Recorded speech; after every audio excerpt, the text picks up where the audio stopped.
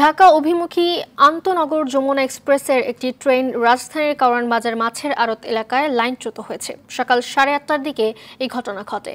এই মুহূর্তে ঘটনাস্থলে আছেন সহকর্মী বিল্লাল হোসেন, সরাসরি যুক্ত হচ্ছেন তিনি। বিল্লাল, ঠিক কী কারণে ট্রেনটি লাইনচ্যুত হয়েছে এবং এই ঘটনায় কোনো হতাহতের খবর আছে কিনা জানাবেন আমাদের বিস্তারিত।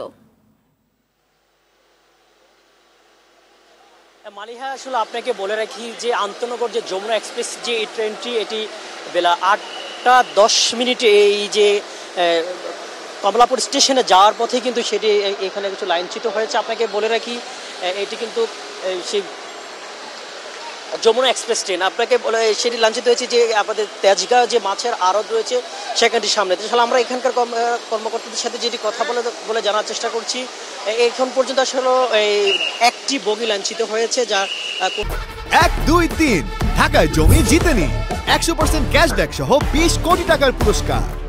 এখন পর্যন্ত কোনো হতাহতের ঘটনা ঘটেনি। আমরা জানি যে এই ঘটনার পর থেকেই কিন্তু সাধারণত ট্রেন যখন কোনো জায়গায় লাইনচ্যুত হয় তখন কিন্তু যোগাযোগ বিচ্ছিন্ন হয়ে যায়। যেহেতু এখানে আরেকটি সিঙ্গেল লাইন আছে, ওই সিঙ্গেল লাইনে কিন্তু ঢাকার সাথে যে অন্যান্য বিভাগের যে ট্রেন চলাচল সেটি কিন্তু স্বাভাবিক রয়েছে। পাশাপাশি এই ট্রেনটি কিন্তু এখানে তারা যারা কর্মকর্তা রয়েছেন তারা সেটি দ্রুত এখানে সেটি সমস্যাটি সমাধান করার চেষ্টা চলছে। আমি যদি একটু দর্শকদের দেখে রাখি যে এই যে তারা কিন্তু একটি বগি লাইনচ্যুত হয়েছে সেটা কিন্তু তারা তুলছেন। আমরা প্রাথমিকভাবে যেটি জানার চেষ্টা করেছিলাম তারা ঠিক বলছিল যে লাইনের কোনো কারণ একটি চাকার যে রিং সেটি হচ্ছে ভেঙে গেছে, সেটি এখানে পড়ে গেছে। আমরা যদি রিংটি দেখানোর চেষ্টা করি যে বাম্পার সেট যে একটি চাকা রয়েছে সেটি রিংটি কিন্তু আসলে নাট অনেক বলা যায় যে বগিটি অনেক পুরাতন, সেই নাটটি কিন্তু আসলে ভেঙে যাওয়ার ফলেই কিন্তু চাকাটি এখান থেকে সরে যায়।